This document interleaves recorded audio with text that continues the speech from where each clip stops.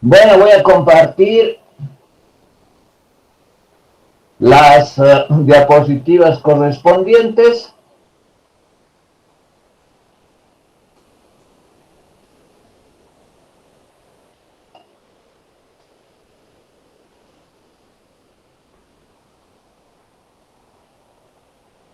Y vamos a continuar el desarrollo de la materia.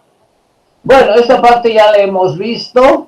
Ahora continuamos. Vamos a ir un poquito más rápido, porque la última vez nos hemos detenido bastante, dada la importancia de los contenidos. Entonces tenemos la gran historia, que es el conjunto de acontecimientos que nadie conoce porque es una cantidad y complejidad enorme. El conjunto de textos escritos por los historiadores que nos reflejan lo que habría sucedido, aunque no se tiene certeza de que lo que dice haya sucedido efectivamente como dicen que ha sucedido. Y finalmente los hechos que son relevados, que son mostrados como importantes por los historiadores. En sí mismo ningún hecho tiene, por sí mismo ninguno tiene importancia. La importancia siempre la asigna una persona y dice: este hecho es importante por tales y tales razones. Los hechos son en sí mismos lo que ha sucedido. Ahora eso se los puede aislar, se los puede valorar, se los puede describir, pero ese es el trabajo del historiador. Entonces esos son los tres sentidos de la historia que hemos visto hasta ahora. Ahora vamos a ver el tema referido a la filosofía analítica de la historia. Hemos dicho que cuando los filósofos especulan sobre la historia de manera metafísica, se refieren a la gran historia, es decir, se refieren a este conjunto enorme, incognoscible como totalidad, este conjunto complejo de acontecimientos que han sucedido, sea desde el surgimiento del universo, o sea desde un momento en el devenir de los acontecimientos humanos, no importa cuál sea el corte, y sobre eso los filósofos especulan metafísicamente. Esa es la filosofía especulativa de la historia. Hay otra que es la filosofía analítica, que trata sobre el trabajo de los historiadores. ¿Y qué dice la filosofía analítica de la historia? La principal pregunta que tiene la filosofía analítica de la historia es si la historia como disciplina, aquí no está hablando de la gran historia, ni está hablando de los acontecimientos, sino de la disciplina que realizan los historiadores. Si la historia como una disciplina, eso es lo que establece la filosofía analítica de la historia, puede considerarse una disciplina científica. Y vamos a ver que en general hay una posición anuente, es decir, que acepta que la historia es cabalmente una disciplina científica, es decir, lo que hacen ustedes, cómo lo hacen y los resultados que ofrecen pueden ser considerados científicos. Es decir, la actividad del historiador puede ser considerada científica, el método que emplean los historiadores puede ser considerado un método científico, y los resultados que ofrecen los historiadores también pueden ser considerados resultados, productos científicos. Aunque hay algunas posiciones contrarias, y esas son las que vamos a ver cabalmente en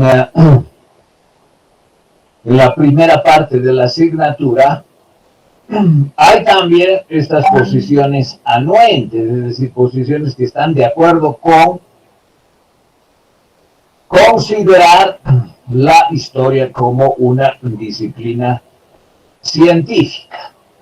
Vamos a comenzar por la UNESCO, esta Organización de las Naciones Unidas, que se ha creado para el desarrollo de la educación, la ciencia y la cultura. Eso es lo que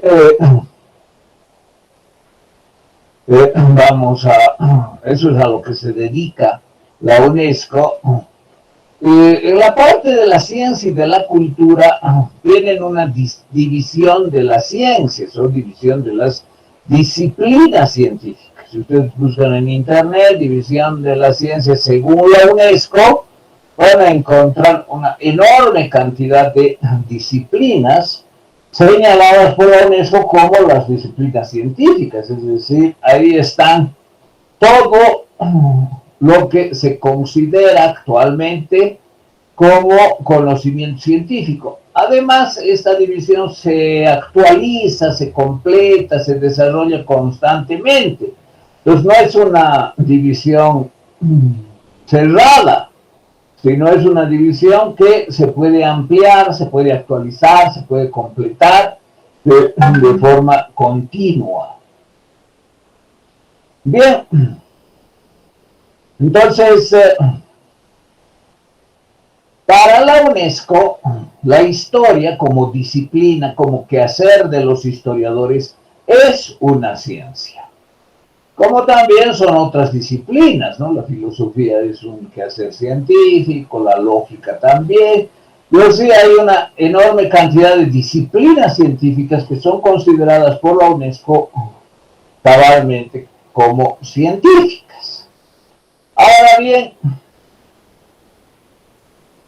¿cómo se subdivide la historia como disciplina científica? Eso, por ejemplo, está aquí.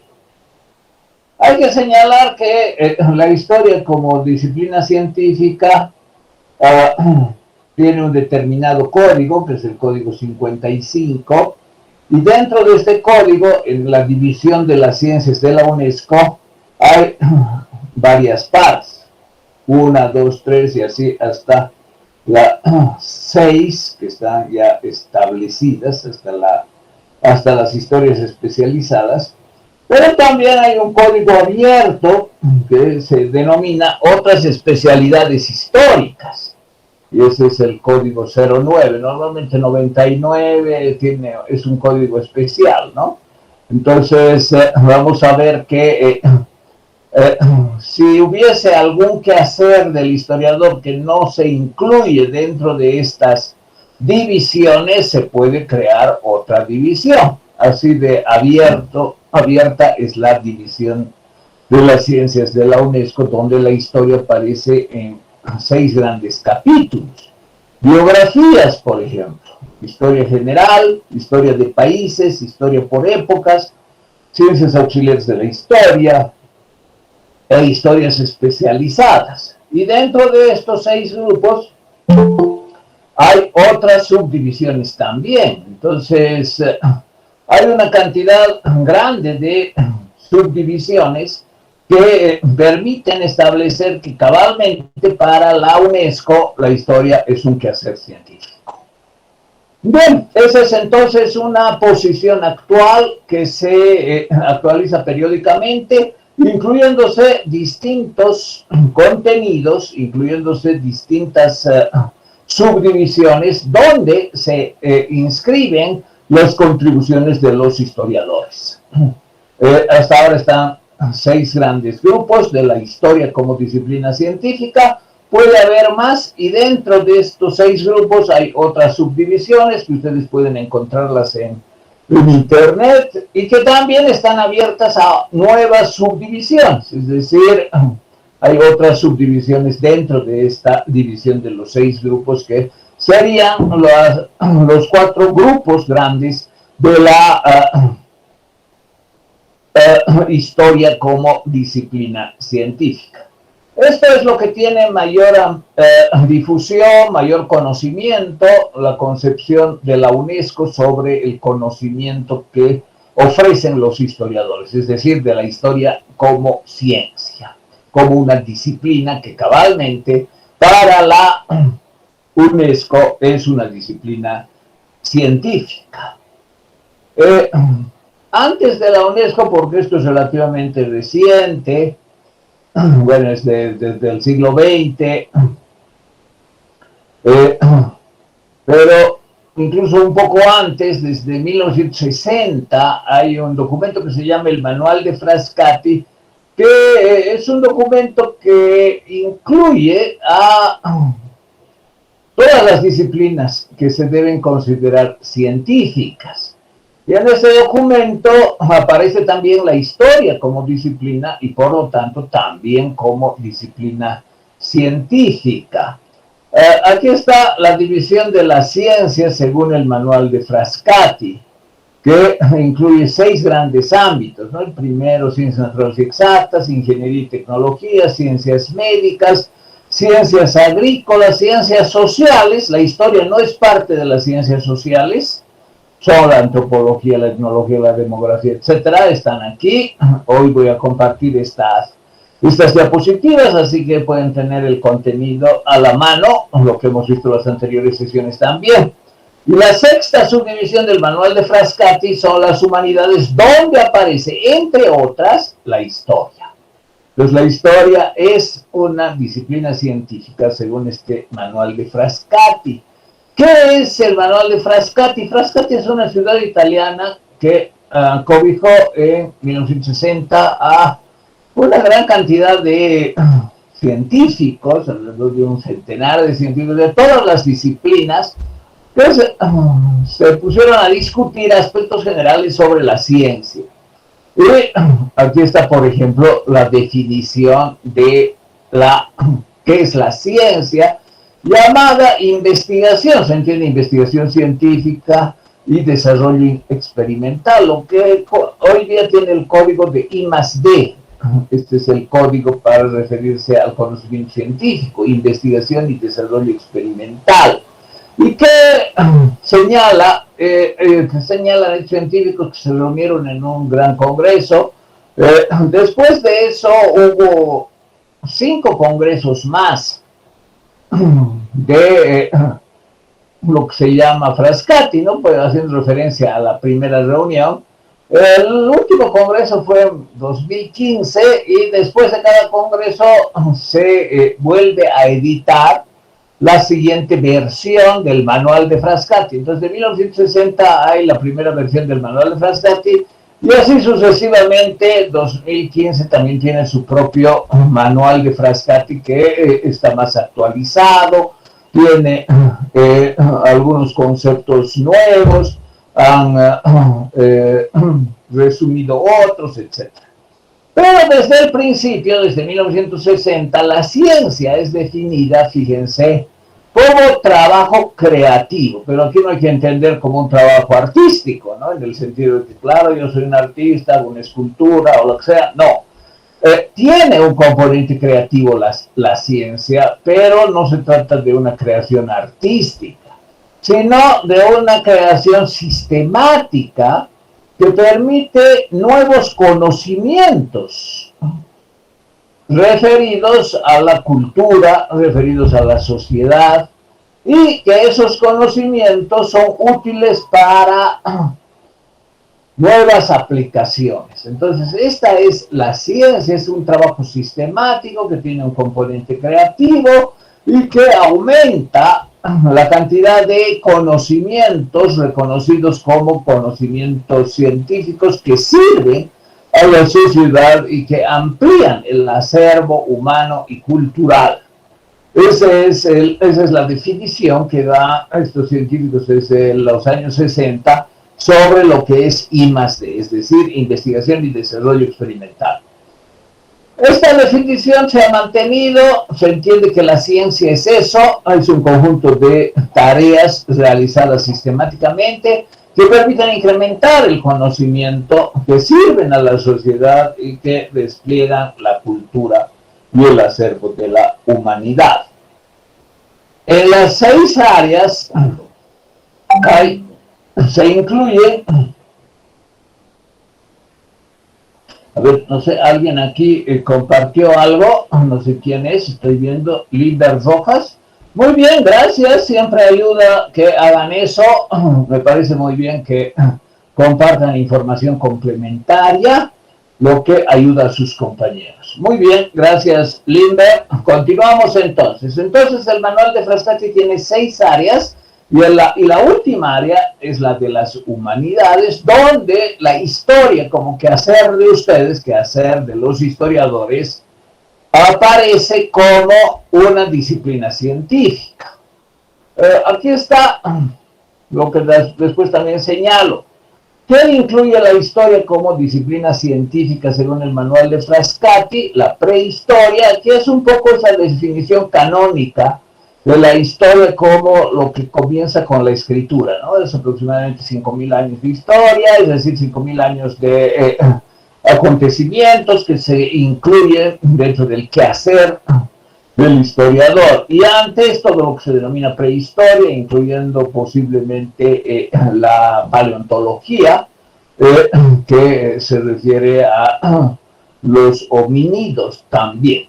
La arqueología, la paleografía, que ustedes seguramente saben, creo que hay una materia de paleografía que les enseñan a leer los incunables, también los palimpsestos, etcétera, ¿no?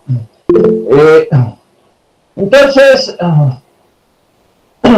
vemos que la historia también incluye, por ejemplo, la historia de la ciencia, la historia del arte, la crítica del arte, y otras disciplinas históricas, como pueden ser, por ejemplo, la historia de la filosofía, etcétera, ¿no? Entonces, según Frascati, según este manual, el quehacer propio de ustedes es científico, incluye diferentes divisiones, áreas de desarrollo disciplinar y también se las puede subdividir, lo que es coincidente con la concepción de la UNESCO, que establece 6 grandes grupos de la historia como disciplina científica, y dentro de estos 6 grupos, subgrupos que permiten ubicar.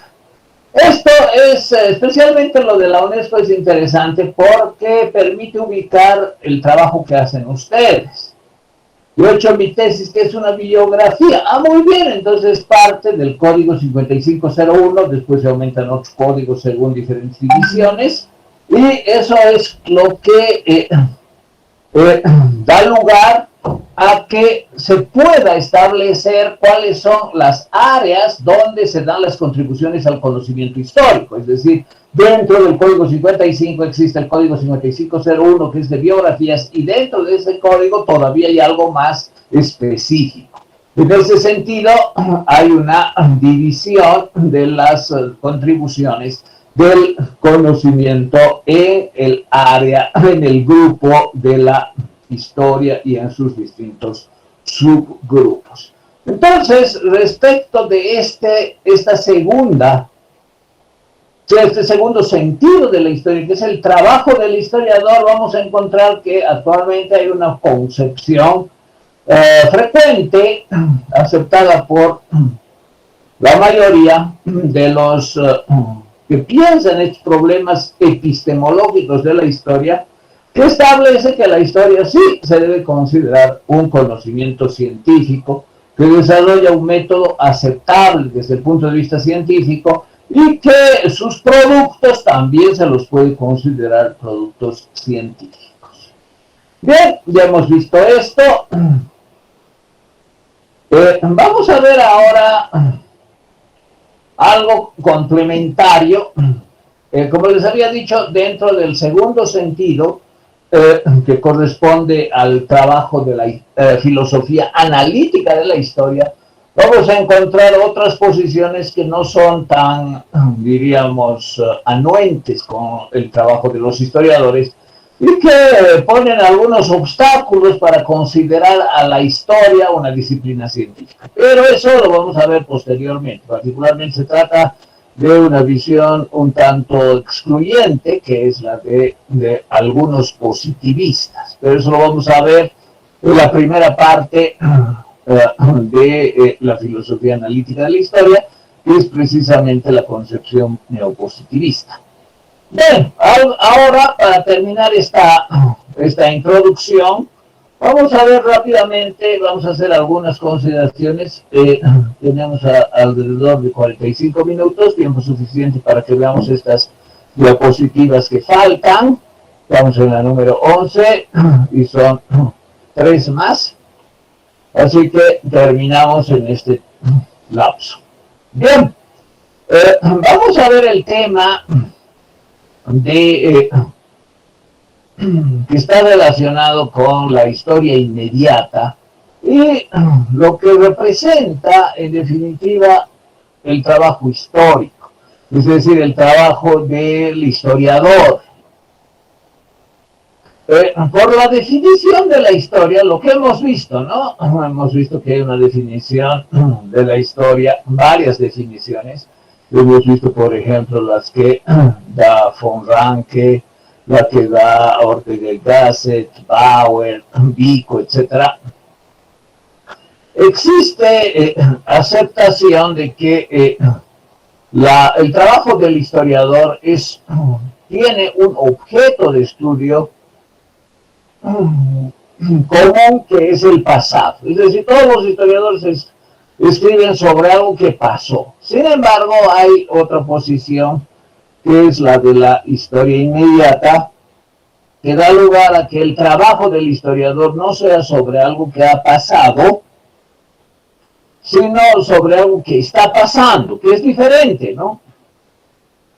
Lo que pasó, que es objeto de estudio del historiador, tiene un corte, es decir, yo estoy investigando, yo estoy trabajando, yo estoy haciendo mi tesis, etcétera, sobre estos acontecimientos que comienzan tal fecha, en tal lugar, y el cierre, el corte es tal fecha, obviamente en el mismo lugar, y ese es el periodo que estudio. Entonces, el periodo estudiado tiene un inicio y un final, y es algo anterior al tiempo del historiador.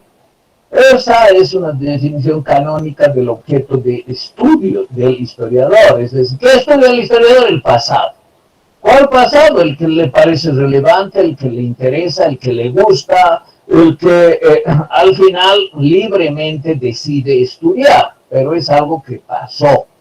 Después del corte, es decir, hasta esta fecha llega mi investigación, se supone que puede hacer algunas apreciaciones sobre el impacto, las consecuencias de esos acontecimientos, que se prolongarían inclusive hasta su presente. Eso no hay problema.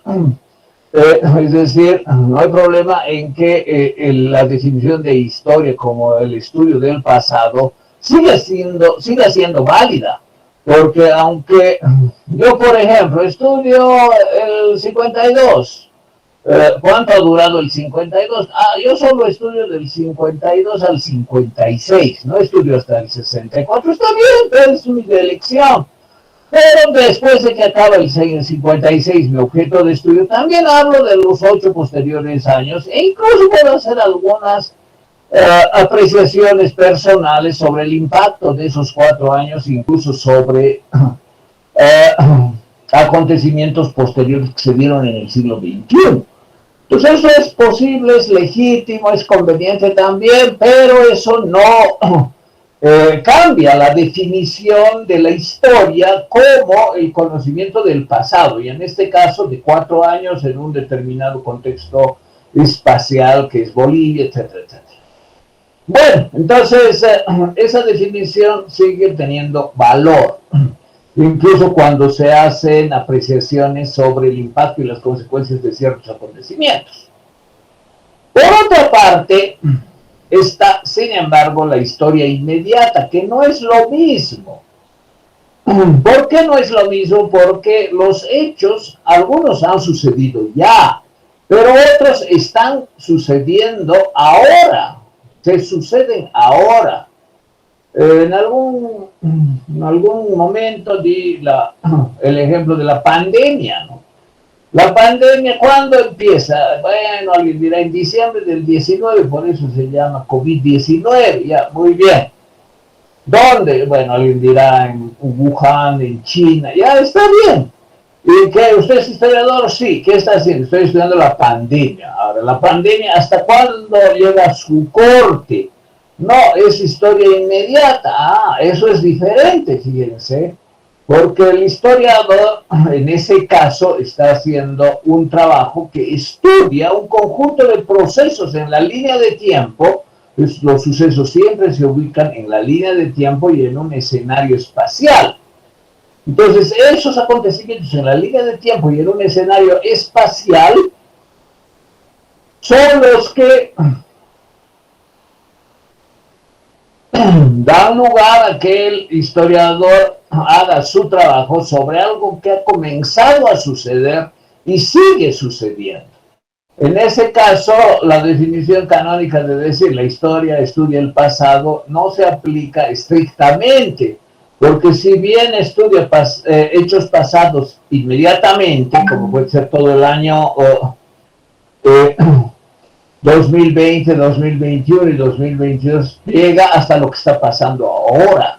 Entonces, como no hay ese corte, la historia inmediata no admite la aplicación del concepto de la definición de la historia que refiere el concepto de estudio de los acontecimientos del pasado. La definición de la historia inmediata tendría que ser referencia al estudio de acontecimientos que comenzaron a desarrollarse en el pasado y continúan en el presente. Esa podría ser una definición de la historia inmediata. Bueno, entonces esa es una diferencia entre la historia en el sentido tradicional entendida como estudio de los acontecimientos del pasado y una variante especial que es la llamada historia inmediata, que incluye un proceso que todavía no se cierra, que tiene corte de inicio, pero no tiene corte de cierre, corte de hasta aquí llegó, y que puede prolongarse mientras el historiador sigue trabajando, ¿no? Ahora, ¿cuándo va a terminar? Bueno, eso lo vamos a ver después. Pero hay esas dos formas de realización de la historia. La última, la historia inmediata, comienza aproximadamente a mediados del siglo XX, tiene diferentes representantes, quienes cultivan la historia inmediata. Mark Bloch, por ejemplo, es uno de ellos, y hay otros también de la Escuela de los Anales, etcétera, que muestran que el historiador no siempre se va a ocupar de un conjunto de acontecimientos con un corte, con un cierre, con una fecha de cierre, sino puede ocuparse de hechos que todavía están sucediendo y que obviamente tienen un principio. Bien, por otra parte, hay que tener en cuenta que dentro de la definición canónica de la historia, es decir, ¿la historia qué es? Siempre estamos hablando de la historia como lo que hace el historiador. Aquí no estamos hablando de la gran historia, ¿no? Hay que tener en cuenta esa precisión. La historia como una disciplina estudia el pasado. Bueno, el pasado que se proyecta hasta hoy, eso ya no lo vamos a tomar en cuenta, después veremos algo de la historia inmediata. El pasado, ya, la historia estudia el pasado. Y siempre lo hace el historiador desde su presente. ¿Qué significa eso? Que un historiador que vive, por ejemplo, en el año 2020 o 2021 o 2022, etcétera, estudia el pasado dotado, por decir así, usando, por decir así, el instrumental epistemológico de los historiadores del siglo XXI. Supongamos que su objeto de estudio sea la Revolución Federal, que se inicia aproximadamente en 1898, otros dicen hay que estudiar un poco antes, se pueden poner antecedentes, ¿no? Está bien, no hay problema. Por ejemplo, el enfrentamiento de liberales y conservadores, las pugnas ideológicas entre algunos representantes del conservadurismo, de los Santos Taborga, por ejemplo, contra otros representantes del liberalismo, etcétera, etcétera. Entonces se puede remontar antes como antecedentes se la puede extender la revolución hasta 1920 y también después hablar de las consecuencias, etc. Pero ese conjunto de acontecimientos que abarcarían un poco más de 2 décadas han sido estudiados después, digamos en 1930, 40, 50, 1970, 1980, 1990, el año 2000, 2010, 2020.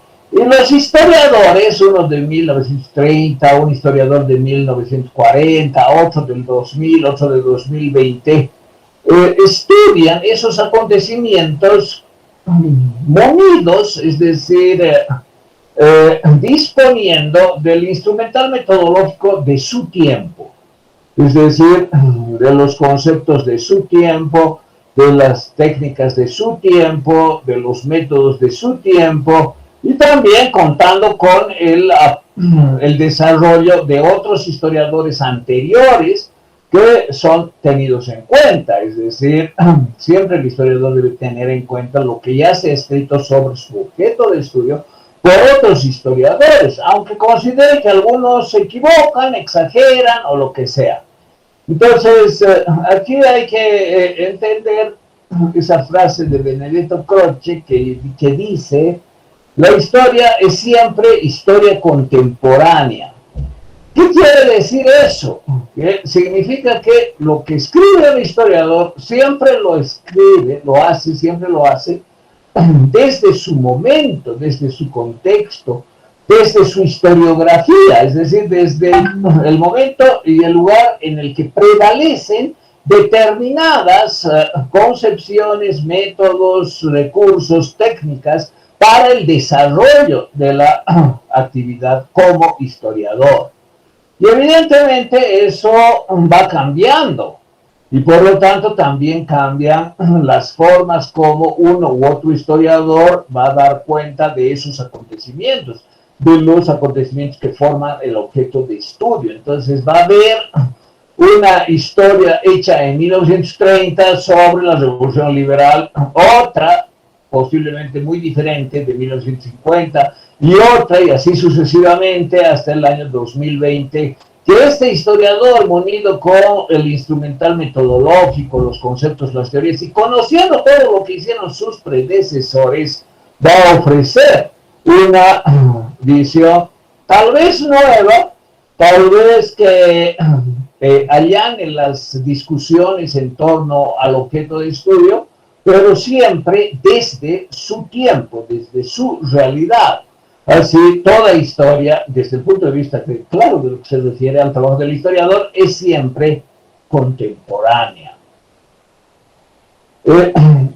Veamos entonces estos aspectos que hay que tener en cuenta, que hay que considerar como contenidos que muestran las características de la epistemología de la historia.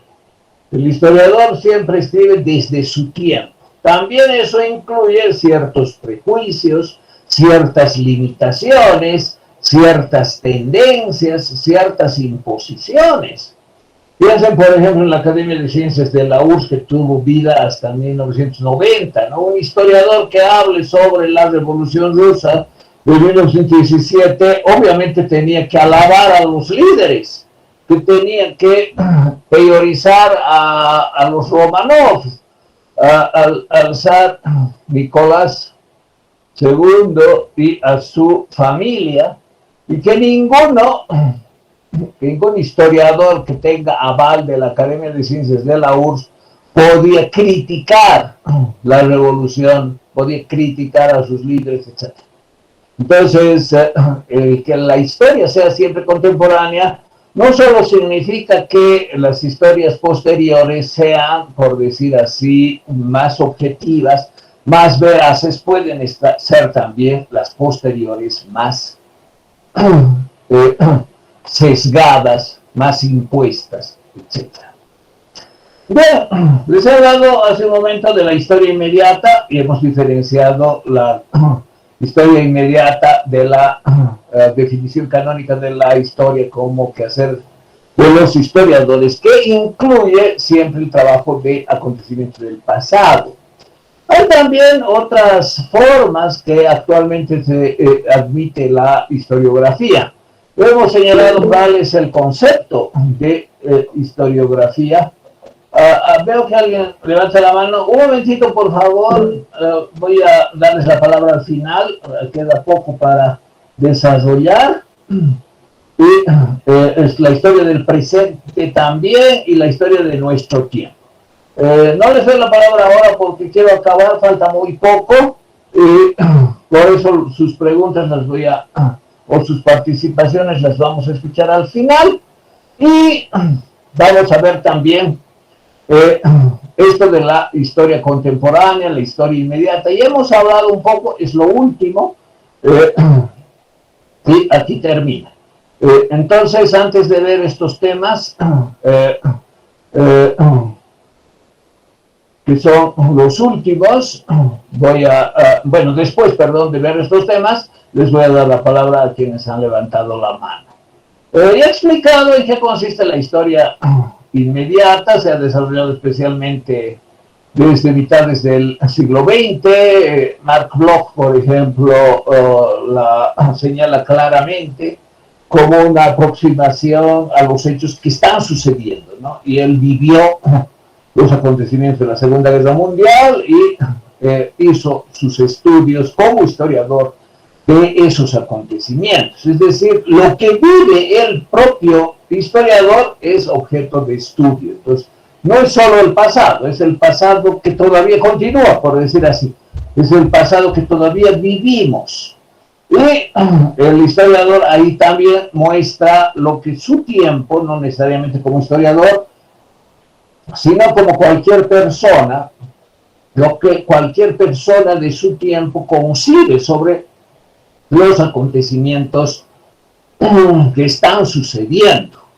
Y también la conciencia de esas personas sobre lo que ven que está sucediendo. Entonces, esa es una característica interesante de la historia inmediata, porque normalmente la historia que se realiza, que incluye, que es un estudio del pasado, pero que tiene un corte, no incluye la experiencia social de quienes viven en tiempo real esas experiencias. Los testimonios pueden dar lugar a pensar que hubo tal conciencia social, es decir, digamos de un acontecimiento de hace, no sé, digamos 40 años, yo puedo encontrar a alguien que fue testigo y vive aún, le entrevisto, etcétera. Pero eso es diferente cómo esa persona ha racionalizado su experiencia y la cuenta, en comparación a lo que los testigos viven en tiempo real. Es decir, usted vio ayer esto, cuénteme qué ha visto, cuénteme qué ha sentido, cuénteme qué piensa. Eso es diferente respecto de un testimonio de hace 40 años, por ejemplo, ¿no? Entonces, esa característica de la historia inmediata también la hace especial y con un valor epistemológico propio. Muestra la conciencia histórica de los testigos y muestra también la experiencia subjetiva a través de la experiencia del historiador como testigo mismo, como actor, aunque no sea un actor que hace precisamente los hechos, pues puede ser un actor que padece los hechos. Todos padecemos la pandemia todavía hoy, y si alguien comienza a hacer una historia inmediata de la pandemia, también la hace en el sentido en que le está sufriendo. Hay una característica diferente del historiador en comparación del periodista. El periodista hace lo propio, ¿no? Está narrando lo que está sucediendo o lo que ha sucedido ayer, porque es muy cercano en el tiempo y ofrece, obviamente, su versión desde su punto de vista. Pero hay una diferencia cualitativa entre el periodista y el historiador inmediato, que es el que se ocupa también de los acontecimientos que están pasando. ¿Cuál es? Es el método, ¿no? El método del periodista no incluye necesariamente, por ejemplo, la crítica de las fuentes que hace todo historiador, de la selección de las fuentes con criterios científicos, según lo que actualmente se acepta, y también la verificación, triangulación de las fuentes, etc. Entonces, el método del periodista no es el mismo que el método del historiador, y el trabajo del historiador le otorga, del historiador que realiza historia inmediata, mayor valor a su producto. Bien, hay algunas objeciones respecto a lo que hace el historiador inmediato. Por ejemplo, no es objetivo,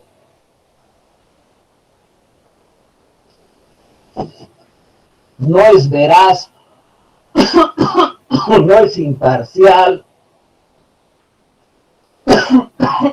pero esas objeciones no son específicas del trabajo del historiador como trabajo de historia inmediata. En general se amplían al trabajo del historiador.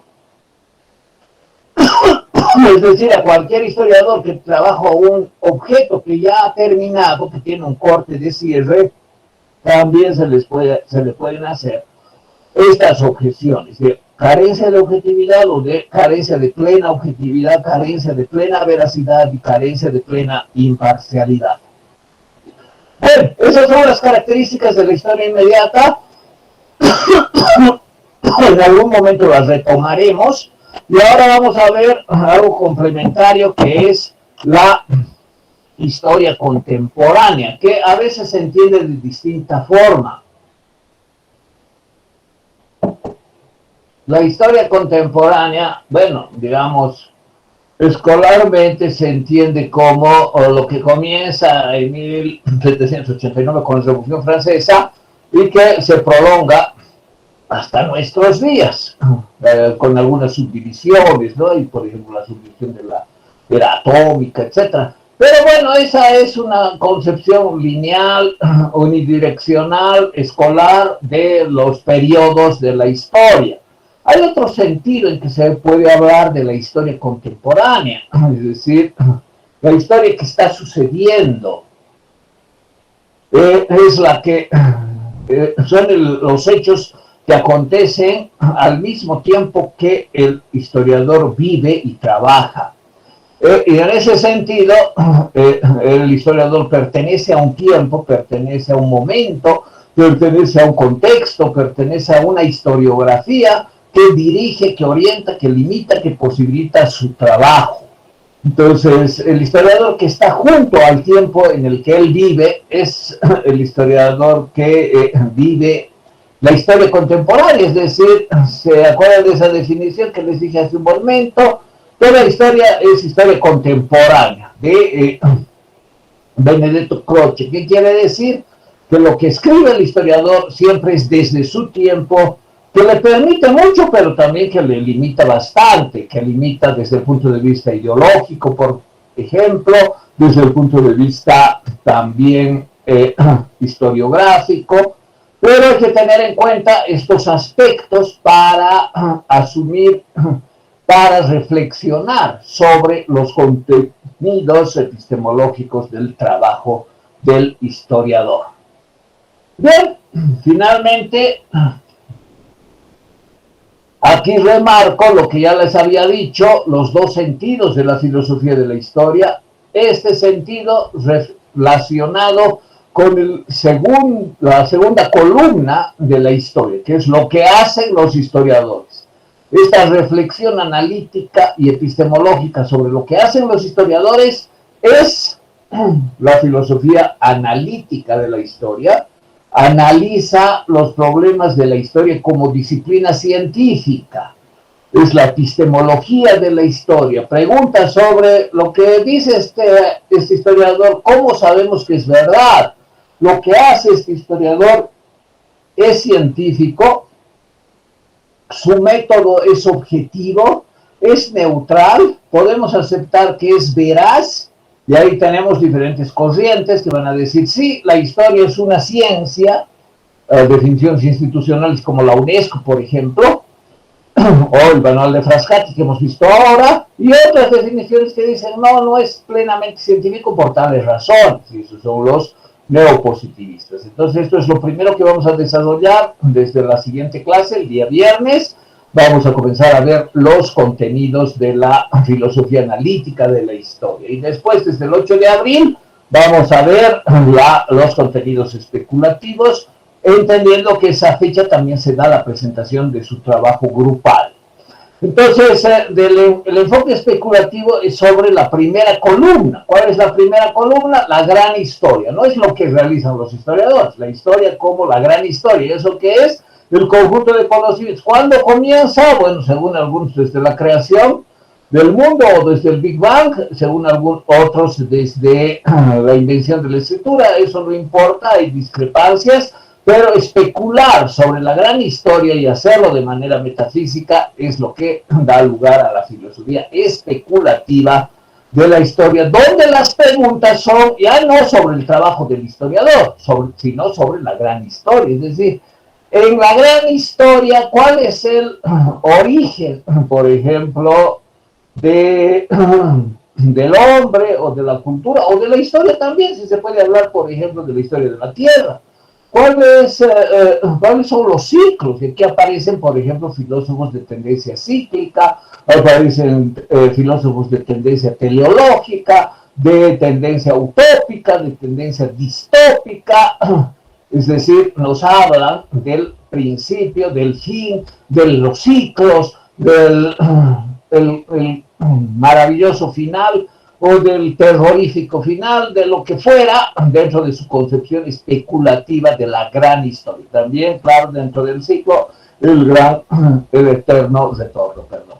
Entonces, tenemos especulaciones sobre el alfa, la omega, etcétera. Tenemos suposiciones de los grandes ciclos, tenemos presunciones del final terrorífico y apocalíptico mañana o pasado mañana, etcétera. Esas posiciones que ustedes las van a estudiar en sus trabajos grupales, en el primer y segundo trabajo, son esas posiciones son las que vamos a desarrollar desde mediados de abril hasta fines de junio, con las respectivas exposiciones, comparaciones y complementaciones, y que se refieren a la segunda columna que hemos visto ahora, es decir, la gran historia. Bien, eso es todo. Voy a compartir estas presentaciones en este momento. Si alguien quiere hacer algún comentario o pregunta,